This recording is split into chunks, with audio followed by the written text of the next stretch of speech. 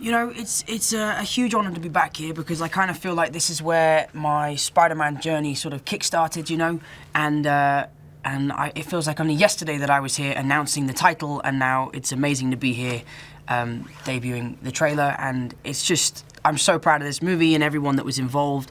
I'm so proud for them, for what they've achieved, and I'm just excited for people to see a little bit more of what we've done.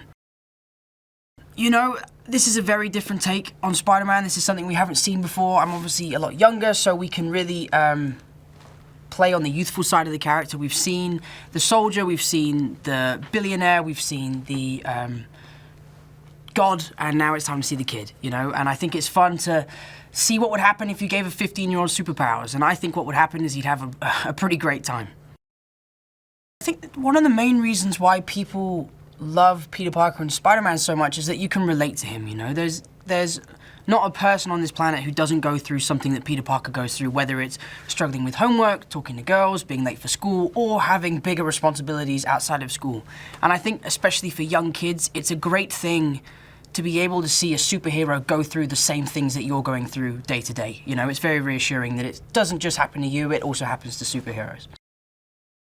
I mean, it's nuts, dude. It still doesn't feel real to me now. You know, everyone keeps asking me what it's like working with Robert, and it was one of the most surreal experiences of my whole career. Even watching the trailers now, I can't quite comprehend that that's actually me. But the fact that this has actually come true and that this was such a big dream of mine is crazy, and I can't quite believe I'm standing here today. Well, I think that's what Jon and Marvel and Sony did so well, was create a very unique character in a sense that he's just an average guy, you know? Jon said the other day, if a regular kid can become a superhero, why can't a regular guy become a supervillain? And you have the scientist, the billionaire, aliens, monsters, gods, all sorts of villains, but now we just have, you know, a guy who wants to stand up for himself and doesn't really agree what's happening in society. And I think it's very interesting to see a movie of such a big scale on such a grounded level. Yeah, dude, it's mind-blowing, man. It's really something that I'm still getting used to, and it hasn't sunk in yet, and I think it would be wrong if it had sunk in, you know? To be here today, I know I've said it, is such an honor, and I'm so delighted, and obviously realize how lucky I am to be here. But the cast, we couldn't have asked for a better cast. I mean, Jon did such a great job with casting all the kids, and all the big cheeses that we've got at the top. I mean, I couldn't have been luckier, so I'm very happy.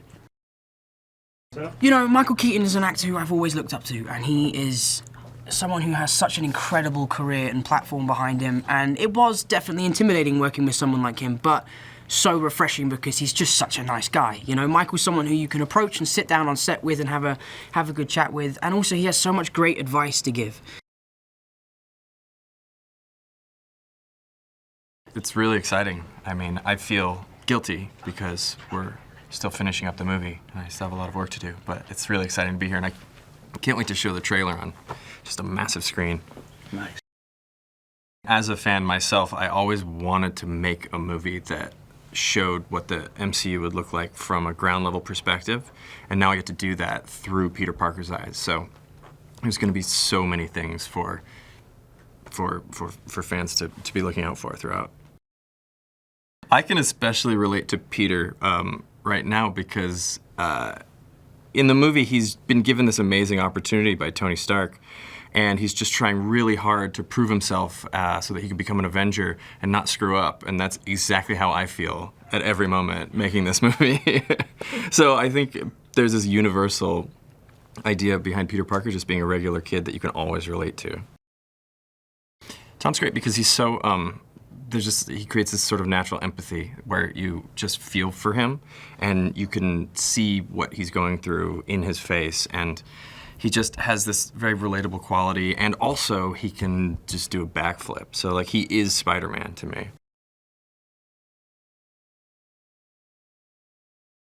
Well, I mean, there's nothing more exciting than having Spider-Man join the Marvel Cinematic Universe. We got a taste of that last year in Captain America: Civil War.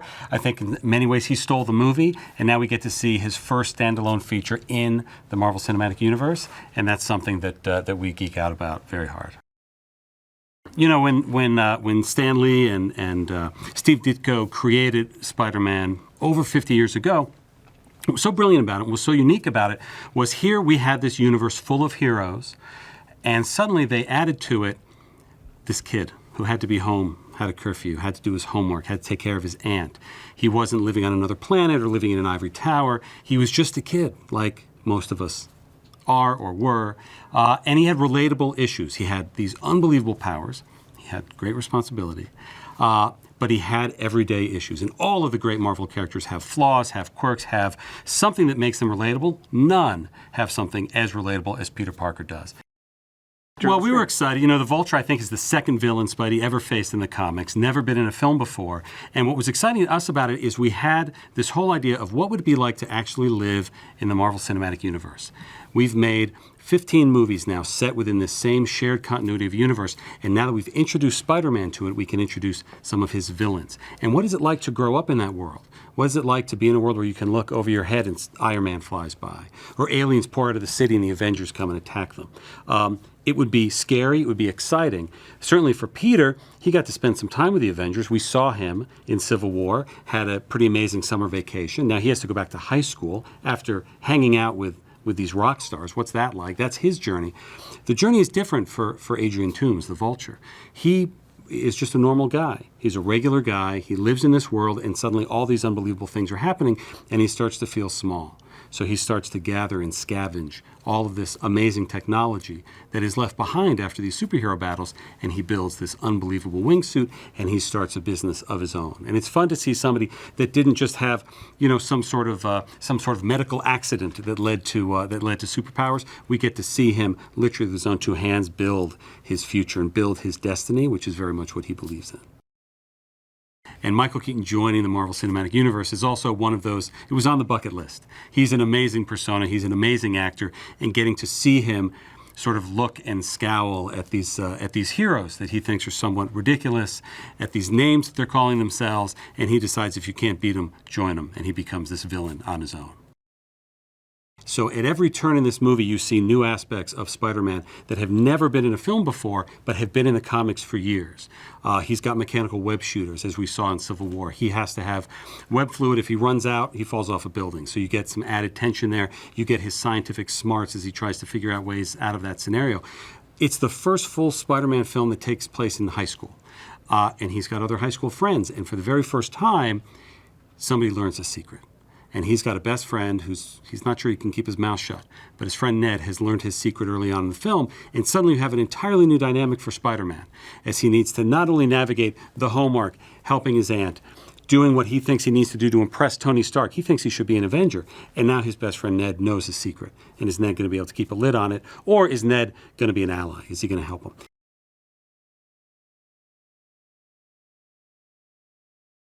When Kevin Feige and I saw Jon Watts' movie, we knew that he was the guy to direct this movie.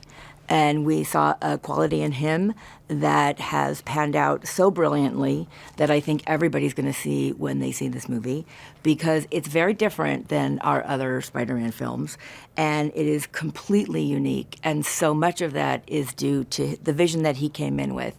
He's a really formidable filmmaker. And we were very lucky that he wanted to do the film. One of the things that I think is so amazing about this experience is that you don't have studios deciding to work together to make a film very often. In fact, it may never happen again after we do the sequel. Because Sony and Disney and Marvel all decided that the right thing to do was to allow Peter Parker and Spider-Man to be in the MCU and to work with the Marvel guys and have them produce this film.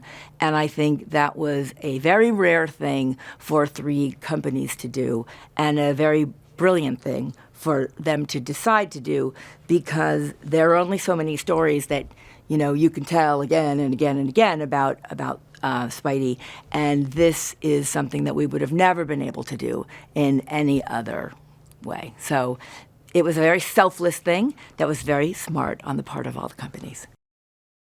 Wait a minute, you guys aren't the real Avengers. I can tell. Hulk gives it away.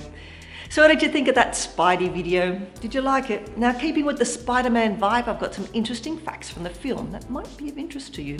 Did you know every live-action Spider-Man movie released after 2010 has opened 10 years after all 3 Sam Raimi, Tobey Maguire movies? The Amazing Spider-Man from 2012 was released 10 years after 2002's Spider-Man. The Amazing Spider-Man 2 from 2014 was released 10 years after Spider-Man 2, which launched in 2005. And Spider-Man Homecoming will be released 10 years after 2007's Spider-Man 3. Interesting, no? Did you also know that Tom Holland is the youngest actor at 19 to be cast as Peter Parker? His predecessors Tobey Maguire and Andrew Garfield were 25 and 26 respectively when they were cast. Now, as always, let me know in the comments below your thoughts on the movie, and remember to subscribe and ring the notification bell to always receive the latest trailers the moment they are online. And I'll see you next time.